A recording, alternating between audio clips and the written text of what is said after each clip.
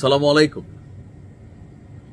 জাতীয় পার্টির জন্য বিষয়টা এই মুহূর্তে অনেকটা পজিটিভ অবস্থান তৈরি হয়ে গেছে, কারণ বিএনপি জাতীয় পার্টির এই ঘটনাটা যেটা হয়েছে এটার কি বলা হয় যে ধরেন সাপোর্টিং একটা ভূমিকায় আসছে, যেটা এতদিন কিন্তু ছিল না।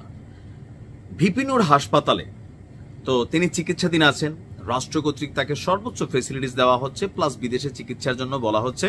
তার অবস্থা ভালো না, তার দলের কর্মীরা দাবি করেছেন, এবং কি শারীরিকভাবে অনেকটা অসুস্থ। যাই হোক, কিন্তু দলের নেতা কর্মীরা কি পরিমাণ উচ্ছৃঙ্খল এই কারণে বললাম যে এত বড় একটা ঘটনা হয়েছে, এটার পরে উচিত ছিল একটু শান্ত থাকা, কিন্তু তারা করছে কি গতকালকে রাতের বেলা আবারও গেছে জাতীয় পার্টির কেন্দ্রীয় কার্যালয়ে হামলা চালাইতে। হামলা কিন্তু চালাইছেও, ভাঙচুর করছে, আগুন জ্বালাই দিছে। এখন এই ঘটনা ঘটাইতে যেয়া পুলিশের গুলিতে সম্ভবত দুইটা কিন্তু এখন ঢাকা মেডিকেলে আবার এরকম লটকায় আছে। পুলিশ খুবই শক্ত অবস্থানে ছিল। আমি পুলিশকে ধন্যবাদ দিই যে পুলিশের মনোবল ফিরে আসছে। দেখেন, মবক্রেসির যোগ এখানে নাই। এমনকি এটার দায়ভার ভিপি নূরকে এবং তার যেই দলটির আরেকজন প্রধান আছেন রাশেদ খানকে নেওয়া উচিত। এটা দায়ভার তাদের নিতে হবে, কারণ আপনারা স্বাধীন একটা বাংলাদেশের মধ্যে এরকম অ্যাক্টিভিটিস, আপনি জাতীয় পার্টিকে নিষিদ্ধ করেন, ভাই আমার কোনো অ্যালার্জি নাই, কিন্তু দ্য ওয়ে আপনারা চুজ করছেন ইটস টোটালি রং। এক মাগে শীত যাবে না, আপনাদেরও মনে রাখেন, কারণ বাংলাদেশে এগুলো রিপিটেড হয়, প্রচুর রিপিটেড হয়, তখন আপনাদের পক্ষে আবার আমাদেরই কথা বলতে হবে। রাজধানীতে জাতীয় পার্টির যে কেন্দ্রীয় কার্যালয় সেখানে আবারও হামলা এবং আগুন দেওয়ার ঘটনা ঘটেছে। এই সময় রাহুল এবং মনির নামে দুই যুবক গুলিবিদ্ধ হয়েছেন।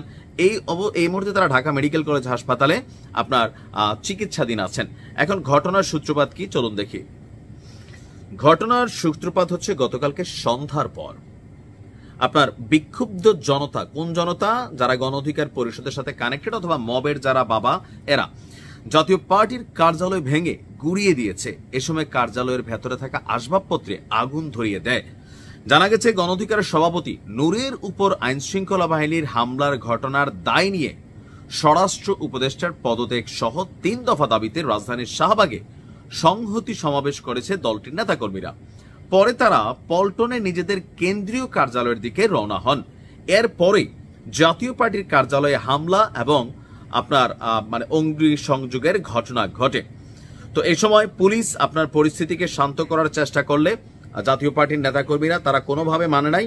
এমনকি যখন আগুন দিছে তখন হচ্ছে পুলিশ সেলফ ডিফেন্সে এবং কি পরিস্থিতিকে কন্ট্রোল আনার জন্য ফাঁকা গুলি ছুটছিল, সম্ভবত রাবার বুলেট। 2 জন আহত হয়েছেন, গুলিবিদ্ধ হয়েছেন। এখন এটার দায়ভার কি পুলিশকে নিতে হবে? কোনোভাবেই না। পুলিশের কাজই হচ্ছে রাষ্ট্রের জানমাল নিরাপত্তা দেওয়া, প্লাস এখানে কে কার আত্মীয়, কে কি কোন দলের, এটা দেখার সুযোগ নাই। আমার মনে হচ্ছে ভিপি নূরের দলের হঠাৎ করেই ধরেন নূর যেটা শিকার হয়েছেন সেটার ক্ষেত্রে তার দায়বদ্ধতা কতটুকু এটা জাতি হিসেবে জানে। সাংবাদিক ইলিয়াস এবং পিনাকিদার ভিডিওগুলো দেখলেই বুঝতে পারবেন ঘটনা কই থেকে কি হয়েছে।